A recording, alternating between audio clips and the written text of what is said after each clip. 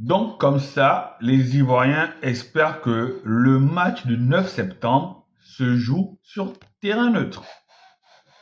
Donc, amis Ivoiriens, c'est comme ça que vous comptez gagner. C'est comme ça que vous comptez vous qualifier en donnant de l'importance à des fake news. Mais les gars, soyons sérieux.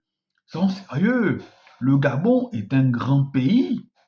Le Gabon a des infrastructures. Même si après, nos dirigeants sportifs ne veulent pas les entretenir. Le Gabon, ce n'est pas quel pays je peux prendre. Je ne veux pas citer le nom d'un pays ici pour ne pas frustrer.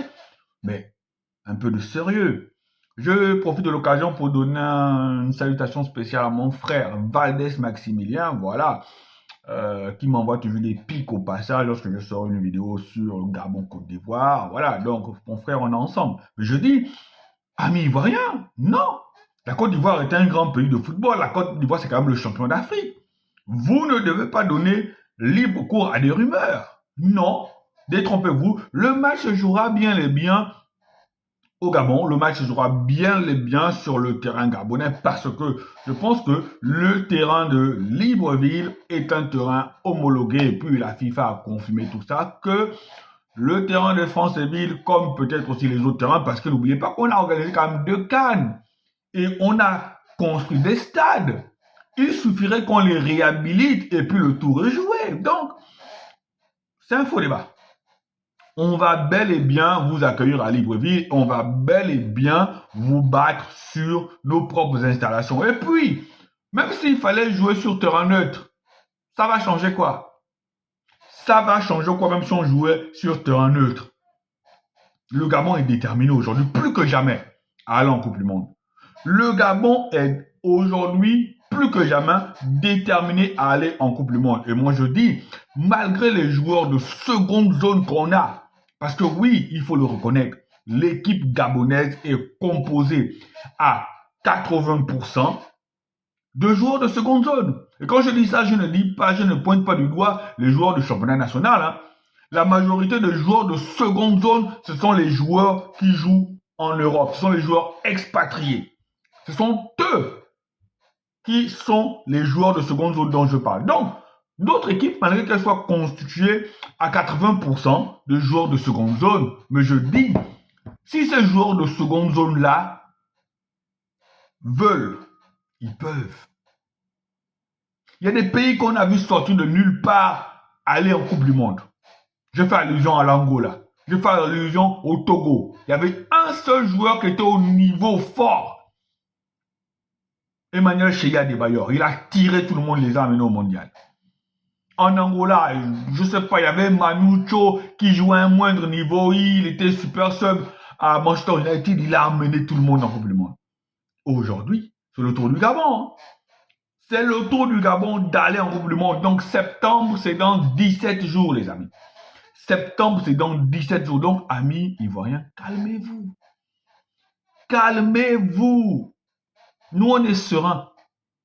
Mais la manière dont vous avez réagi lorsqu'on a annoncé, lorsque vous n'avez pas vu dans le classement des stades homologués que le Gabon n'était pas affiché, alors que c'était juste une première partie du classement, vous avez réagi tellement promptement que on comprend tout de suite que vous êtes dans le stress.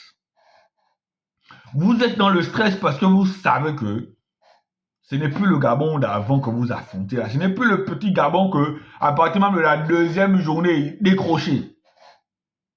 Là, on est à la 6e journée et le Gabon est toujours là. C'est un point qui nous sépare. Bon, après avoir fait le point sur cette actualité-là, je vais maintenant dire une chose.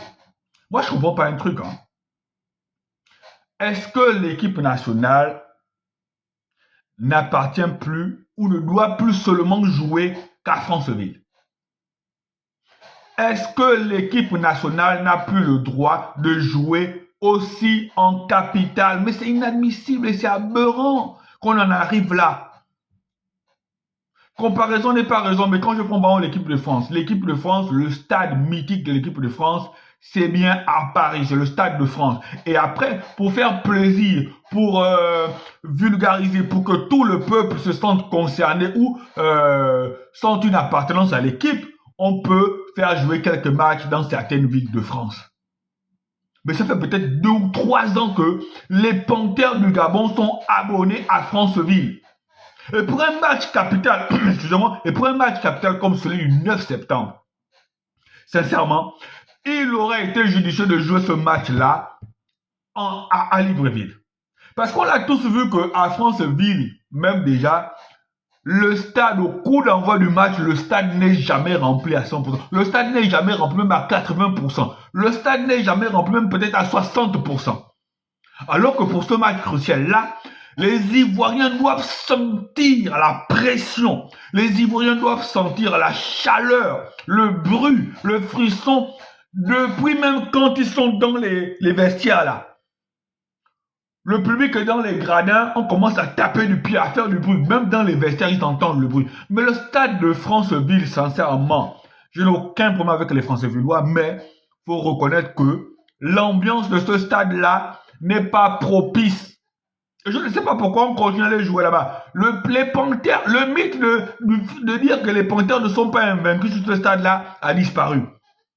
Les Panthères ont été battus sur ce stade-là par la RDC sur le score de 3-0. Donc, de grâce, s'il vous plaît, il n'y a plus le temps, vous allez me dire. Mais les Panthères du Gabon, l'équipe nationale, doit jouer, doit revenir jouer en capitale. C'est non négociable. C'est non négociable. Mais vous, comme vous n'aimez pas le pays, comme vous ne pensez qu'à vos petites personnes, voici pourquoi vous continuez toujours à faire jouer les Panthères du Gabon à Franceville. L'ambiance dans ce stade-là n'est pas bon, n'est pas propice. Le stade n'est jamais plein. Le stade-là de Franceville se remplit toujours. On est peut-être à la 4, à la 70e minute. Le stade devient plein.